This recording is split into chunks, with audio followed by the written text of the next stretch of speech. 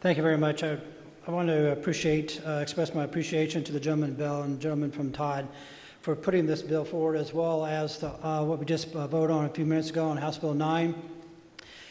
In the Budget Review Subcommittee for Health and Family Services, we went through several weeks and looking at and asking questions to the department on the oversight, as well as fraud and various other things in terms of what's causing a lot of the issues we're hearing from providers, and looking at what's going on the federal market or the federal government. There are some serious concerns that could be coming down and affecting our general funds. And we need to have some type of measure, we need to have some type of approach to at least put things on pause.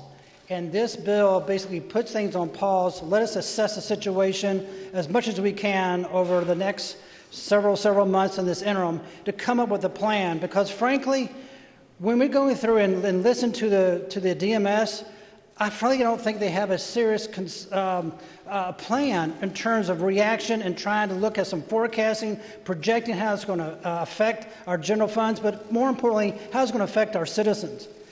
And that really concerns me, of listening to them going through and describing what they've tried to do, what they're doing, and it's not really cutting the mustard.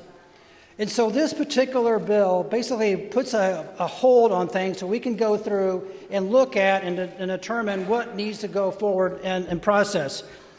The federal government is looking at workforce requirements, limited on state provider tax, decreasing the federal match, and then what they disclosed in the meeting for that expanded Medicaid program, 1%, which is at 90% to the federal drawdown. If they change that from 90 to 89, that's a $75 million hit to our general funds.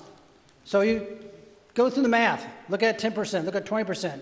It's a huge concern, and what we're getting in the field from the administration and the cabinet is not a really good forward thinking. It's more of a reactionary. We need to be proactive in doing this. You got all the things about caps and the expansion, as well as looking at caps for the entire Medicaid population.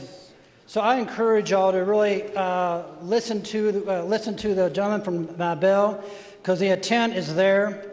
We're going to go through this in a very systematic, methodical approach to try to address things as we try to help out those who are least among us. So I encourage y'all to vote for it. Thank you, Mr. Speaker.